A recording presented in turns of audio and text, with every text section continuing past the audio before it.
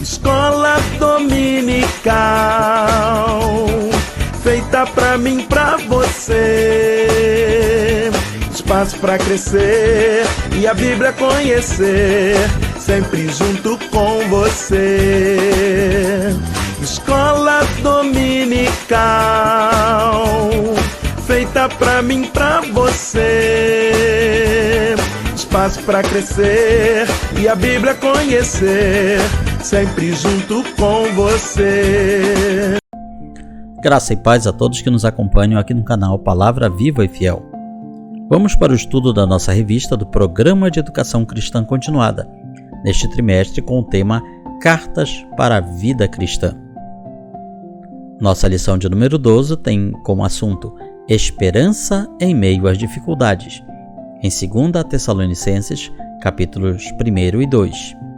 O nosso textuário: Ora, nosso Senhor Jesus Cristo mesmo e Deus, o nosso Pai, que nos amou e nos deu eterna consolação e boa esperança pela graça, consolem o vosso coração e os confirmem em toda boa obra e boa palavra. A nossa leitura bíblica está na segunda carta de Paulo aos Tessalonicenses, capítulo 1, versículos 1 a 12. A verdade prática nos fala: persevere na fé e na verdade, confiando que as rédeas da história permanecem nas mãos de Deus. A introdução nos fala que a segunda carta aos Tessalonicenses é um apelo à perseverança e esperança. Em meio a perseguições e incertezas sobre a volta de Cristo, Paulo encoraja a igreja a permanecer firme, lembrando que Deus é justo e recompensará a fé dos que perseveram. Esta carta nos inspira a confiar na justiça divina e a viver com propósito em tempos de tribulação. Ou seja, uma mensagem super atual para a nossa geração. Antes de prosseguirmos, lembre de deixar o seu like, o seu curtir neste vídeo. Lembre também de compartilhar essa ministração com seus amigos, parentes e irmãos em Cristo, para nos ajudar a espalhar a boa semente aos corações. Primeiro tópico: a carta. Primeiro item: autoria e data. Paulo, Silvano e Timóteo, à Igreja dos Tessalonicenses. A autoria da segunda carta aos Tessalonicenses é atribuída a Paulo, juntamente com Silvano, ou Silas, e Timóteo, conforme indicado logo no primeiro versículo. Paulo, o apóstolo enviado aos gentios, foi quem fundou a igreja em Tessalônica durante sua segunda viagem missionária, cerca do ano 50 d.C., como nós lemos em Atos capítulos 17. A carta foi provavelmente escrita em Corinto, entre os anos 50 e 51, em um curto período após a primeira carta, a primeira epístola, como resposta a novas dúvidas surgidas entre os tessalonicenses. Esse intervalo breve entre as duas cartas reflete a urgência de Paulo em corrigir e esclarecer questões escatológicas, questões sobre o fim dos tempos, que haviam causado ansiedade e confusão entre os crentes. E por que o apóstolo Paulo tinha essa necessidade? Para não deixar eles ficarem na dúvida, não deixar com que eles ficassem como alvo das falsas doutrinas. Parece que os crentes de Tessalônica eles tinham uma preocupação toda especial com o fim dos tempos, com a volta de Jesus. Então, Paulo esclarece sobre essa questão a eles. Mas é muito bom nós vermos uma igreja, como a de Tessalônica, preocupada com a volta de Cristo. Esse deveria ser o ideal de toda a igreja. Todos os crentes deveriam, todos os dias, nas suas igrejas, se preocupar. A autenticidade da carta é amplamente aceita pelos estudiosos, devido à sua coerência temática e ao estilo de escrita semelhante ao de outras cartas paulinas. Portanto, não há dúvida de que realmente foi o apóstolo Paulo que escreveu essa carta. Segundo item, conteúdo. Que não vos demovais da vossa mente com facilidade, nem vos perturbeis, quer por espírito, quer por palavra, quer por epístola, como se procedesse de nós, supondo que tenha chegado o dia do Senhor. Nesta segunda carta aos Tessalonicenses, Paulo encoraja uma igreja perseguida e confusa sobre o retorno de Cristo, Estava acontecendo perseguições em algumas regiões do Império Romano contra os seguidores de Jesus. Então, certamente havia aqueles que pensavam: será que isto já é a grande tribulação que Jesus falou no sermão profético? Será que então já é a volta de Jesus? Ou pior, será que Jesus já voltou, nós ficamos e está acontecendo a grande tribulação? Essa dúvida dos Tessalonicenses não é nova. Nós observamos aqui e ali esta dúvida ressurgir no meio dos cristãos quando acontecem épocas de guerra, pandemia, terremotos. Durante a pandemia de Covid, dos anos 2020 a 2022, havia quem pensasse assim, que aquilo lá já era a grande tribulação, que a volta de Jesus já tinha acontecido. Obviamente, estavam errados.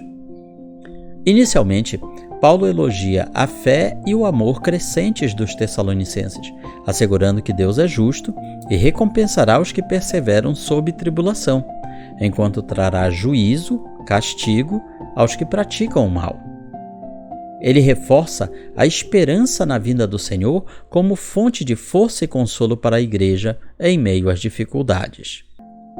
Mais adiante, Paulo corrige equívocos sobre a volta de Cristo, explicando que certos eventos, como a apostasia, a revelação do homem da iniquidade, devem ocorrer antes do dia do Senhor. Por fim, ele exorta a comunidade a viver com ordem e responsabilidade, condenando a ociosidade e incentivando cada crente a ser produtivo enquanto espera a volta de Jesus. Certamente já havia naquele tempo pessoas dizendo: Jesus breve virá, então para que estudar? Para que trabalhar? Para que constituir família? Vamos apenas ficar indo à igreja e esperar Jesus voltar. Paulo está dizendo que não era para eles se comportarem dessa maneira.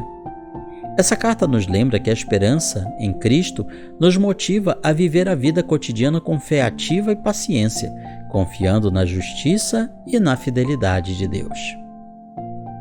Terceiro item, propósito. Assim, pois, irmãos, permanecei firmes, guardai as tradições que vos foram ensinadas, seja por palavra, seja por epístola nossa. O propósito central de 2 Tessalonicenses é fortalecer a igreja em meio à perseguição, corrigir mal-entendidos sobre o retorno de Cristo e orientar a comunidade a viver de forma amorosa, diligente e responsável. Paulo escreve para acalmar a ansiedade dos Tessalonicenses diante da expectativa equivocada de que o dia do Senhor já havia chegado, explicando que sinais específicos precederão esse evento. Ao mesmo tempo, ele exorta os crentes a perseverarem com paciência, a cultivarem uma vida produtiva, evitando ociosidade e promovendo a harmonia na igreja. Dessa forma, a carta busca alinhar a fé, a esperança e a prática cristã com a realidade das promessas divinas, mostrando que a espera pelo Senhor é também um chamado à santidade e ao serviço ativo. Segundo tópico, gratidão e esperança. Primeiro item, crescimento saudável. A vossa fé cresce sobremaneira, e o vosso mútuo amor de uns para com os outros vai aumentando. Paulo começa com um agradecimento sincero pelo crescimento espiritual dos Tessalonicenses. Ele reconhece que a fé deles não apenas persiste, mas se expande, e que o amor entre os membros da igreja cresce continuamente, apesar da dificuldade. O uso de palavras fortes para descrever esse progresso espiritual, como a vossa fé cresce sobremaneira, ou seja, de uma maneira sobrenatural, além das expectativas. O amor de cada um de vós aumenta. Indica que esse desenvolvimento não é superficial. A igreja não estava crescendo apenas em número, mas em qualidade espiritual. Trata-se de uma fé e um amor testado pelas circunstâncias, evidenciando genuína maturidade espiritual. Em seguida, Paulo exalta essa perseverança, afirmando que se orgulha dos Tessalonicenses ao falar deles em outras igrejas. Veja só como é lindo quando o pastor tem orgulho da sua igreja. A resistência deles em meio às perseguições não é apenas uma vitória pessoal, mas serve como um exemplo inspirador para outras comunidades cristãs. Em tempos de provação, o crescimento na fé e no amor se torna uma poderosa evidência do trabalho de Deus na vida dos crentes e é um testemunho de esperança para todos os que observam. Hoje, vivemos em uma sociedade repleta de desafios, onde fé e amor são constantemente postos à prova, seja por crises sociais, incertezas econômicas, tensões culturais. A exemplo dos Tessalonicenses, somos chamados a crescer em fé e amor, mesmo sob pressão. Segundo item, justiça divina, sinal evidente do reto juízo de Deus, para que sejais considerados dignos do reino de Deus. Paulo assegura aos Tessalonicenses que suas aflições não são sinal de abandono, mas evidências de que Deus está preparando-os para o reino. Eles estavam passando por perseguições e tinham dúvidas: por que estamos sofrendo? E Paulo responde, mais ou menos dizendo o seguinte: é preciso que seja dessa maneira. Enquanto a igreja estiver aqui na terra, ela será perseguida, ela será injuriada pelo mundo, porque aquilo que a igreja prega vai contra o que o mundo quer. A justiça divina trará alívio aos fiéis e trará juízo, castigo àqueles que rejeitam o evangelho e perseguem a igreja. A justiça divina que Paulo descreve não é apenas um ajuste imediato, mas uma promessa escatológica que ocorrerá na revelação final de Jesus com os anjos do seu poder em chama de fogo. Cristo virá com glória para retribuir e vindicar, ou seja, para vingar os que sofreram por amor a Ele. O retorno de Cristo, portanto, é uma esperança para os crentes, e um evento de juízo, ou seja, é uma ameaça terrível para aqueles que se recusaram a conhecer a Deus e obedecer ao Evangelho. Em um mundo no qual a injustiça, a perseguição, o desprezo à fé cristã são comuns, essa passagem nos lembra que a verdadeira justiça está nas mãos de Deus. Quando enfrentamos perdas e desafios, resistir com fé e confiar que Deus trará retidão. Essa deve ser a nossa missão. Em tudo seremos atribulados, perseguidos, desprezados por este mundo, mas o que devemos fazer? Resistir e entregar a Deus na certeza de que Ele nos vingará. Teremos nossa vingança, nesta vida ou na eternidade. Deus promete isso para nós. Podemos encontrar força em saber que no tempo certo, Deus corrigirá toda a injustiça. Terceiro item, oração e propósito. Por isso, também não cessamos de orar por vós. Nesses versículos finais do primeiro capítulo, Paulo revela seu desejo ardente de que os tessalonicenses vivam de acordo com o chamado de Deus. Ele ora para que o Senhor os torne dignos da vocação, dignos do chamado, capacitando-os a viver de forma que glorifique a Deus, em resposta aos que já receberam em Cristo. Paulo entende que o propósito divino para os crentes vai além de uma fé estática, e uma vocação que requer crescimento espiritual e atitudes que expressem a obra de Deus em suas vidas. Paulo pede que Deus realize em cada crente todo o bom propósito e obra de fé por meio de seu poder. Isso indica que os desejos alinhados com a vontade de Deus e as ações de fé dos tessalonicenses não apenas começam, mas também dependem de Deus para serem concluídos. O foco é que suas vidas reflitam Cristo, a quem pertencem, e que o nome de Jesus seja exaltado por meio deles. Paulo conclui com uma santa visão de reciprocidade. Os crentes glorificarão Cristo com suas vidas e Cristo será glorificado neles. O apóstolo Paulo ora para que tudo isso ocorra segundo a graça de nosso Deus e do Senhor Jesus Cristo, lembrando que a graça é o fundamento e a capacitação para que o propósito divino se cumpra plenamente em nós. Terceiro tópico, homem da iniquidade. O dia do Senhor, primeiro item. Não vos demovais, ou seja, não se movam da vossa mente, com facilidade, nem vos perturbeis, supondo tenha chegado o dia do Senhor. A expressão dia do Senhor não se refere a um dia de 24 horas, mas sim a um período de tempo escatológico, em que Cristo voltará em glória para julgar o mundo e estabelecer seu reino definitivo. Este evento terá início depois do arrebatamento da igreja, ou seja, o arrebatamento ele dá início ao período chamado Dia do Senhor. Assim como, por exemplo, num dia comum do nosso calendário, nós temos um dia de 24 horas, de vários períodos. Dividimos, por exemplo, um dia em manhã, tarde, noite, dividido em vários períodos de horas, 24 horas.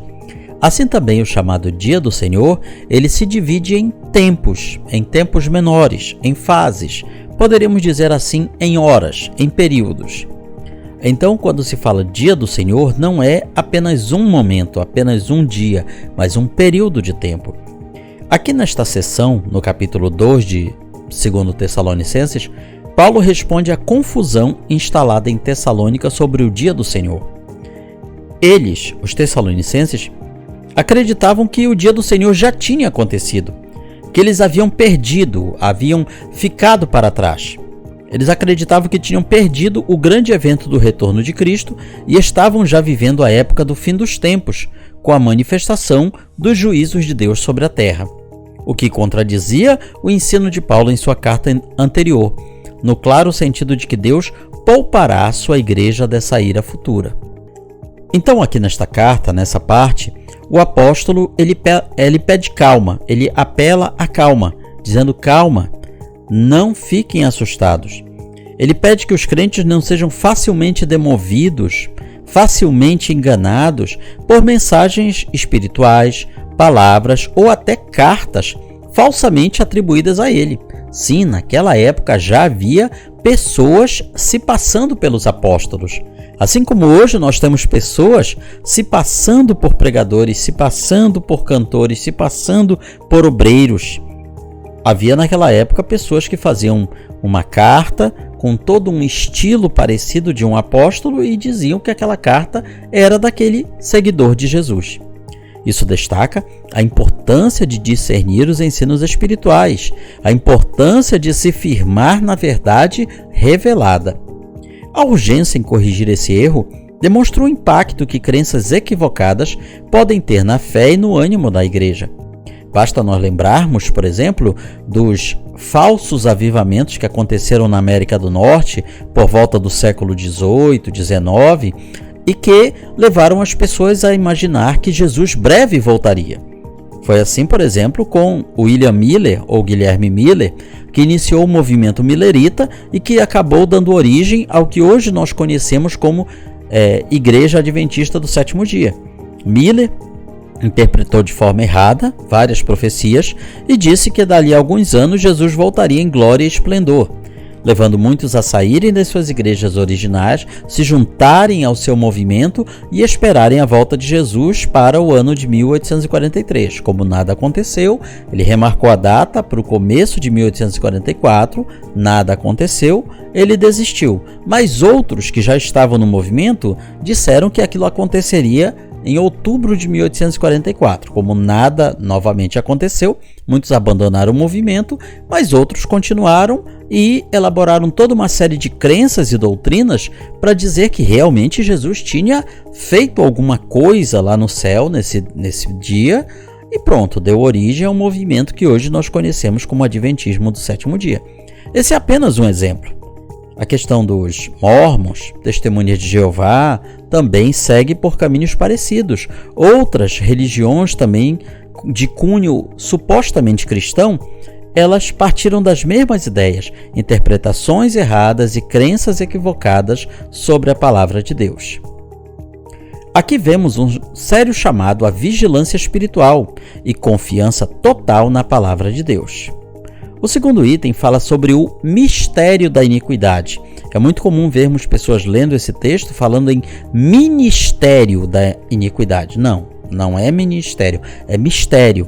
É uma coisa oculta, uma coisa difícil de compreender. É uma coisa que não está plenamente revelada. quando ele escreve: com efeito, o mistério da iniquidade já opera, isso há 2000 anos atrás, na época de Paulo, e aguarda somente que seja afastado aquele que agora o detém. Paulo esclarece que o dia do Senhor será precedido de 2 terríveis eventos: uma apostasia global e a revelação do homem da iniquidade, uma figura rebelde que desafiará abertamente a Deus, exaltando-se como objeto de adoração, ou seja, ele estará no templo de Deus, querendo se fazer Deus e exigindo a adoração que só pertence a Deus. Muito bem, sobre esse ponto existe uma divergência na teologia. A apostasia, geralmente ela se refere a quê? Ao abandono consciente e coletivo da fé cristã. É despregar o que já se pregou, é renunciar à fé em Cristo, acompanhado de rejeição da verdade bíblica e adesão ao engano. Esse afastamento será o cenário para a manifestação plena do mistério da iniquidade, uma operação maligna já ativa no mundo, ou seja, desde a época de Paulo, o mistério da iniquidade já estava começando a funcionar, como se fosse uma enorme máquina que você está dando a partida nela, ela está aquecendo, ela está emitindo seus primeiros barulhos, seus primeiros movimentos, e ao longo de todos esses séculos, o mistério da iniquidade vem cada vez mais ganhando força. Bem, como nós falamos, a questão da apostasia, ela admite uma determinada divergência teológica. Aqui nós saímos um pouco do texto da nossa lição e trazemos alguns apontamentos. No Novo Testamento, a palavra apostasia, no grego, é mais usada com a ideia de afastamento físico do que afastamento espiritual ou doutrinário. Vejamos um exemplo. 1 Timóteo capítulo 4. O Espírito expressamente diz que nos últimos tempos alguns apostatarão da fé, ou seja, se afastarão da fé. Se a apostasia por si só já fosse afastamento da fé, o apóstolo escreveria assim: nos últimos tempos alguns apostatarão. Ele não colocaria esse da fé. Vemos então aí que a apostasia tem o sentido primário, o sentido original de afastamento físico. Os dicionários de grego definem a palavra apostasia com 4 significados. Primeiro, deserção, revolta, especialmente no sentido espiritual. Segundo, rebelião contra Deus. Esse é o sentido mais conhecido para apostasia no meio evangélico de forma geral. Terceiro, partida, saída, afastamento, desaparecimento. E quarto, distinção, distância. Ou seja, você não parte, você não sai, mas você se afasta de algo ou de alguém. Então, a palavra grega que nós traduzimos por apostasia, que é bem parecida, apostásia, ela tem esses 4 significados. A mesma palavra aparece na forma de um verbo, o verbo apistemi, mais de 15 vezes no Novo Testamento, e apenas 3 destas 15 vezes têm o sentido de afastamento espiritual ou afastamento de doutrina. Todas as outras 12 vezes se referem a afastamento físico. Os primeiros tradutores da Bíblia traduziram 2 Tessalonicenses 2:3 como partida ou retirada. Ou seja, o texto ficaria da seguinte maneira: isto, o dia do Senhor não acontecerá sem que primeiro haja a retirada ou a partida e a aparição do homem do pecado ou da iniquidade. Assim era traduzida em muitas Bíblias antigamente. Só depois que surgiu a versão King James, a versão do rei Tiago, em 1611, foi que os editores passaram a imitar a sua linha de interpretação, colocando a palavra como afastamento espiritual. Então foi só a partir da King James que mudou o significado de apostasia, que veio depois para as nossas Bíblias em português. Portanto, a ideia de apostasia como um afastamento da fé global, da maneira que é colocado aqui no texto da nossa lição, ela não é unanimidade na teologia. O nosso comentarista ele seguiu essa linha, mas existe essa outra vertente. Então, quando você analisa 2 Tessalonicenses 2, você constata, pela ordem dos versículos, que primeiro acontece a apostasia e o anticristo será revelado. O anticristo será detido até que seja revelado. Tem que ser afastado aquele que o detém, então o anticristo será revelado. Veja que Paulo não foge do assunto, ele repete o mesmo ponto com pequenos acréscimos de informações, usando palavras levemente diferentes. Algo está detendo a manifestação do anticristo, e assim continuará até que esse algo seja retirado do caminho. Paulo não está falando sobre alguma coisa que estava ausente e que precisaria chegar para que o anticristo pudesse ser revelado, que no caso é a interpretação de apostasia. Olha, primeiro surge a apostasia e depois o anticristo. Paulo não está falando sobre isso. Ele está falando que algo que estava presente precisava ser retirado, afastado, para que o anticristo pudesse ser manifesto.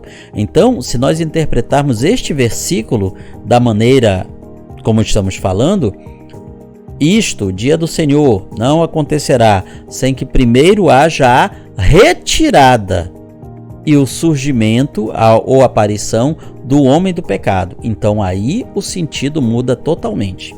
Em momento algum, Paulo pareceu dizer que primeiro precisava acontecer uma grande heresia ou afastamento espiritual, para que assim a revelação do anticristo não fosse mais detida. Aliás, se o objetivo dele fosse esse, ficaria um pouco estranho. Por quê? Porque a apostasia ela já vem acontecendo.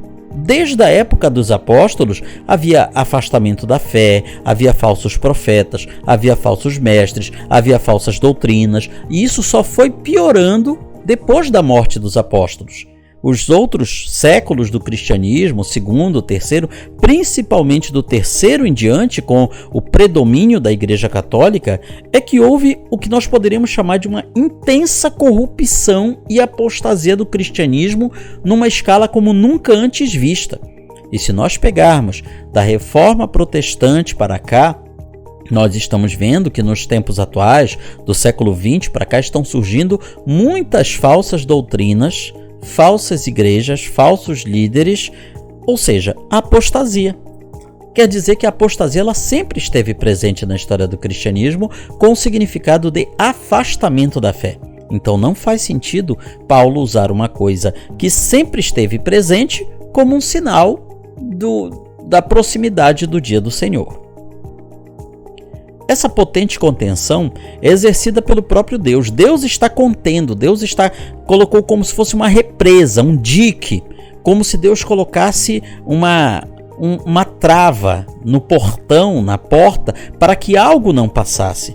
E Deus utiliza os seus agentes, governos instituídos, a influência restritiva do Espírito Santo na igreja e muitas outras maneiras. Deus vem impedindo a apostasia de avançar mais, a manifestação do anticristo de avançar mais, usando várias maneiras. Porém, chegará um momento em que Deus vai tirar o calço da porta, tirar todas as restrições contra o pecado, e aí tudo aquilo que estava represado virá com toda a força. Voltando aqui ao nosso tema, ao nosso texto da lição, o Espírito Santo não deixará a terra. E isso era inclusive ensinado no nosso meio pentecostal há algum tempo. Felizmente, essa posição já vem sendo revista. O Espírito Santo não vai sair da terra, até porque ele é Deus, ele está em toda parte. Mas ele vai deixar de agir no sentido de conter o avanço do anticristo. Ele vai permitir a manifestação do mal na sua plenitude. Então, quando olhamos para o mundo de hoje e vemos o mundo como está e achamos que o mal já está dominando, na verdade vai ficar pior ainda. A sociedade humana degenerará e chegará a um nível de corrupção moral e espiritual sem precedentes, ultrapassando os limites até mesmo dos antediluvianos, do povo da época de Noé, de Sodoma e Gomorra. Na verdade, se olharmos para os tempos de hoje, Sodoma e Gomorra ficam no chinelo. Jesus, porém, triunfará acima de tudo isso. No tempo certo, ele surgirá em glória e esplendor para acabar com todo o pecado e colocar todas as coisas nos seus devidos lugares. Terceiro item, exortação. Deus vos escolheu desde o princípio para a salvação, pela santificação do Espírito e fé na verdade. Paulo agora contrasta o triunfo dos crentes com a tragédia do avanço da iniquidade. Enquanto o mistério da iniquidade engana e arrasta muitos à perdição, Deus nos escolheu desde o princípio para a salvação, através da santificação no Espírito e da fé na verdade. Fora isso, Paulo exorta os crentes a permanecerem firmes, sustentando o ensino apostólico. Em tempos de engano, viver fielmente a palavra é o nosso alicerce. Isso está resumido numa palavra que se tornou bastante conhecida nos tempos atuais, chamada resiliência, resistência. Resistam, não se deixem dobrar, permaneçam firmes. Não é fácil ser cristão nos tempos atuais, quando a fé em Cristo é ridicularizada, diminuída, hostilizada, atacada, até mesmo com meios físicos. Mas o que Paulo falou há 2000 anos atrás para os Tessalonicenses permanece válido para nós hoje. Ele finaliza orando para que Cristo e o Pai nos confortem e fortaleçam. Afinal, em meio à escuridão, somos chamados a brilhar como estrelas no mundo. Sejamos então estrelas, transmitindo a luz de Cristo a este mundo que está em trevas. Concluímos com nossa aplicação pessoal. Mantenha-se firme na fé em meio às lutas e tribulações, aguardando a justiça de Deus e vivendo com esperança até a volta de Cristo. Então, com isso, nós finalizamos o nosso penúltimo estudo no Programa de Educação Cristã Continuada, Esperança em Meio às Dificuldades. Na sua igreja local, na sua escola bíblica dominical, você vai aprender muito mais. Comente, curta, compartilhe este vídeo, nos ajude a espalhar a boa semente aos corações. Que Deus nos abençoe.